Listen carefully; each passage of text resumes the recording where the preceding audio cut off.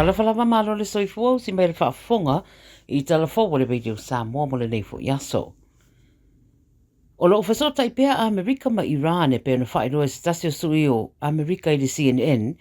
o le wa amata le poloka na fola e Amerika I le asolalafi, e whaia I le Strait of Hormuz I vaaianga I atu maanga I ese mai ma wafu a Iran. O le whamtalanga la e whapea, o lo ngālu rue nei sui o atunu e rua mo seisi tala noa ngai whaia. Whaeroa li poti lava le CNN o le whailau tusi o Amerika o Margot Rubio, o le a awa yatu I tala noanga I le wao Israel ma le panona I le aso a tai ao. O ia tala noanga o fuafua le a whaatala noa I se puipuinga mo tangata Israelu I le tua oi le tui mātu, ma ia langolango I fo I le naunau ta ingo le whainga malo a le panona, ia toe pūlea I lātou lava, e mai se lava I le whapolukiki. O Israelu o lo tau ma le Hezbollah ai le o le panona. O Iran wa le poti e fōringa mai e tau whaaliri ane le ofisa o lea malo I whaamata ua lo whaia a Trump. Ma ua whaonga ane le AI e whaailoa ane ai o lato manatu ma upui ai whaamata ua Trump. Ai titi mai pe se furu rima waa o le Navy a Amerika o lo iai nei I sa sae tu tonu whaapea ma waa le tau e mata I tuina le poloka le ua amataina nei. I Amerika, waria e le mau whaitionga whaasanga I a Trump o na olana post sa whaia I le social media I le upenga ta whaelangi Truth Social wa tu inai se ata ua whaata tuai Trump taipei o ato Yesu. O le ata sa whaia whaonga I le AI wa tu e tape ese ma le social media ma o lo whaari ai Trump e fōringa o lo ia whaamalo lo se rii o lo ngase ma whaata o turi e le wharamai. Waria e lea post le mai o ni nei tū la sa ia tūsi ai ni whaamataranga e upui ai Pope Leo the 14th le taitai o le Kalesia Katoliko whai mai le BBC o le whaamataranga a Trump whaapea ia o le ata o loo whaatatu o loo whaata ia o se ri fo mai.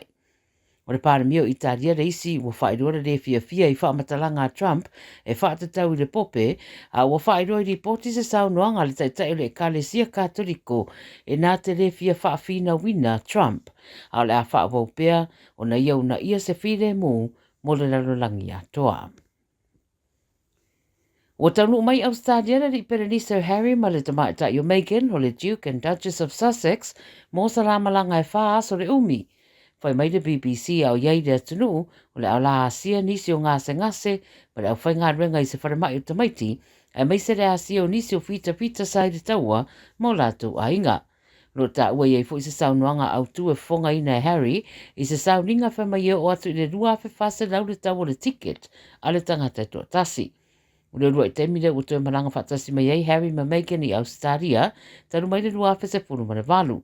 I le malanga lea le o iai ni fuafuanga mo se awanoa e whairo iai I tangata lautele. O le rua whenua sa fulu nā ngā I ese mai ai I la ua o ni sui o le ai ngā tupu ma wha maa mulu ai o la tō whinga o le Perenise ma le Princesse. O le malanga mai lai Australia o le a whai me le pone Canberra whapea masini. Ua lipatia le 9 News au se tādia I se tamaita ina maliu I lungo sa whainga malanga a le Qantas malanga mai a Amerika I New Zealand ma wa whaeroa se so upo leo mai au kilani sa hanga I atu iai leo le mata upo le nei na maliu whaafua se iai sia tangata I le whainga malanga le Qantas mai New Yorka I au kilani le pōna pō.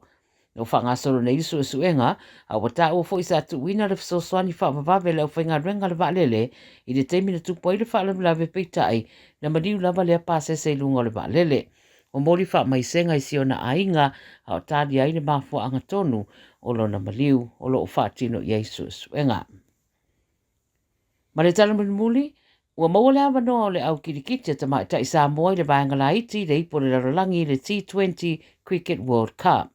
Ua lipatia mai le Pacific Waves I le aso, ua wha mautuina le awa noa ina ua manu malo Samoa ia fiti I le lata alonga I Port Moresby. E wha manu malo Samoa I le ata musanga, malo ia fiti, Vanuatu, Papua New Guinea ma Indonesia. Ia lawa sauni ai nei Samoa au wai ta alonga ia le Lalolagi I le vaenga I lalo le sefulu iwa tausanga le mātutua I le tupata mai tai e whai ai le rua whelua sefulu fitu. O ia ta alonga o ta ua le atali malo ai ia Bangladesh ma Nepal. O tala nā le radio Samoa ia wā fo I lau whaafonga mai I le nei a solua manu ia tele lava ngā ruenga o whi au matiu te o whenga iai ma seo tātou tunu mō le nei fo I aso wha soifuaia.